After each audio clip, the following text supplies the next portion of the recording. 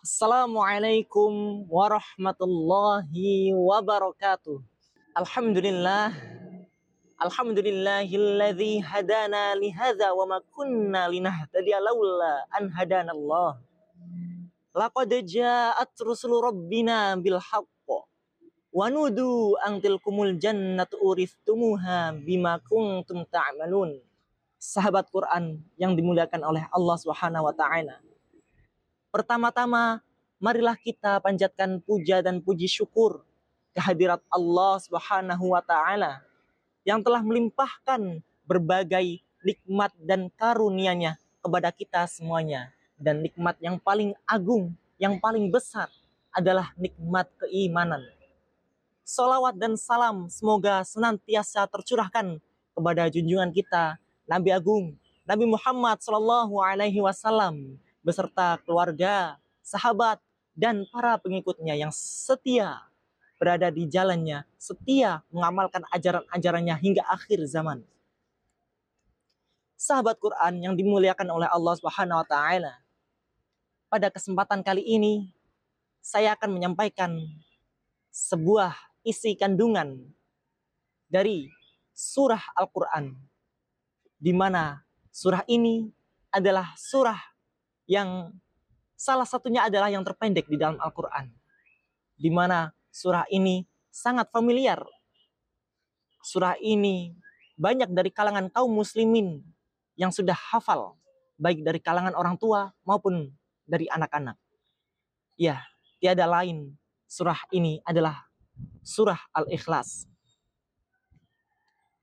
Sahabat Quran yang dimuliakan oleh Allah, siapa yang tidak tahu surah Al-Ikhlas?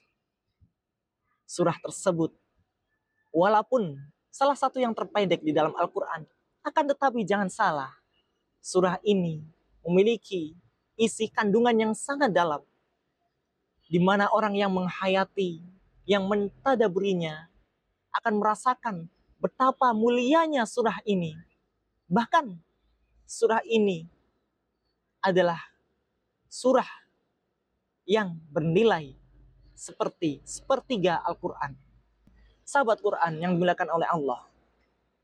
Bahkan pada zaman dahulu, di zaman Rasulullah, ada salah seorang laki-laki yang saking sukanya dia dengan surah ini, ia baca berulang kali di dalam sholatnya.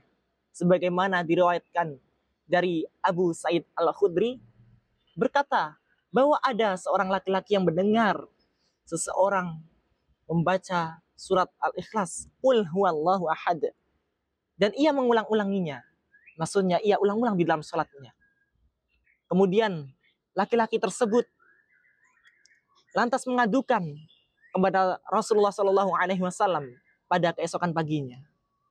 Lantas kemudian Rasulullah SAW bersabda, demi zat yang jiwaku berada di tangannya, sesungguhnya surat tersebut benar-benar menyamai sepertiga Al-Quran.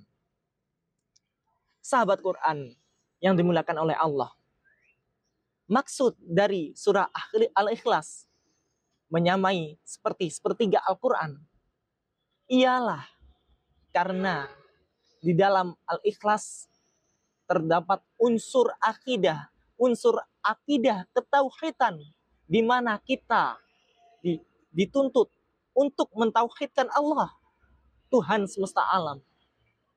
Yang mana di dalam Al-Quran sendiri terdapat 3 unsur, yaitu unsur akidah ketauhidan, kemudian unsur syariah pengamalan, dan yang ketiga unsur hukum.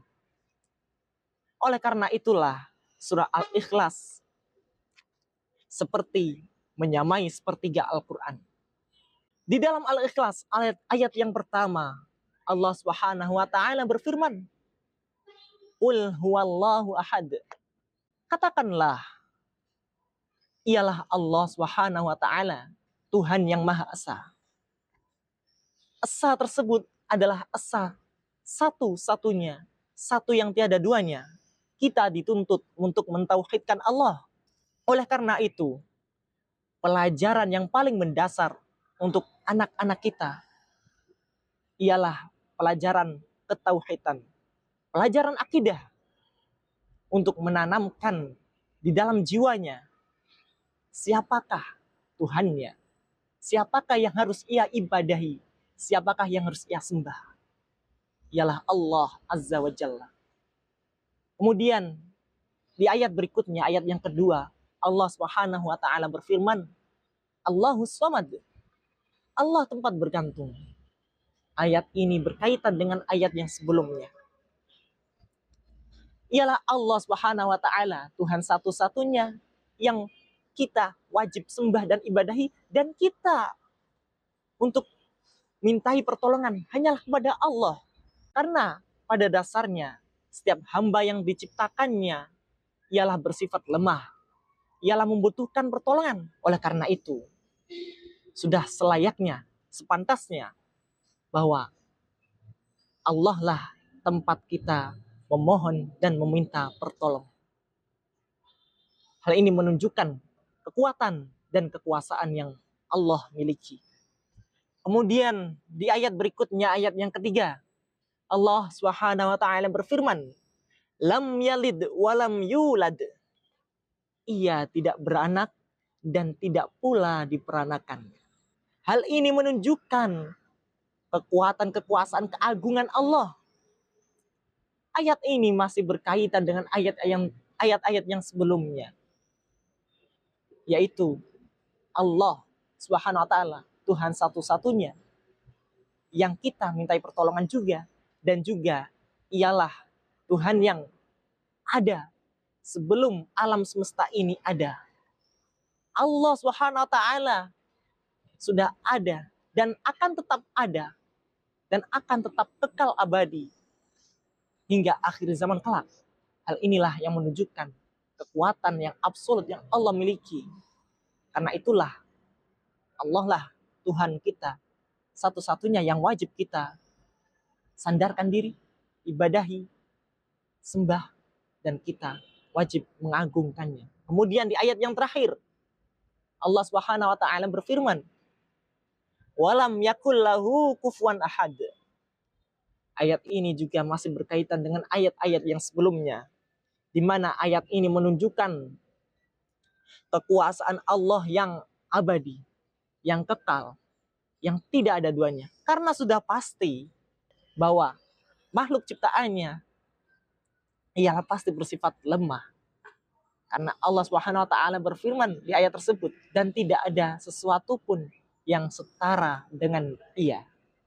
Oleh karena itu, sudahlah pasti makhluknya bersifat lemah, yang diwajibkan untuk menyandarkan dirinya kepada Sang Khalik, Sang Pencipta, ialah Allah Azza wa Jalla.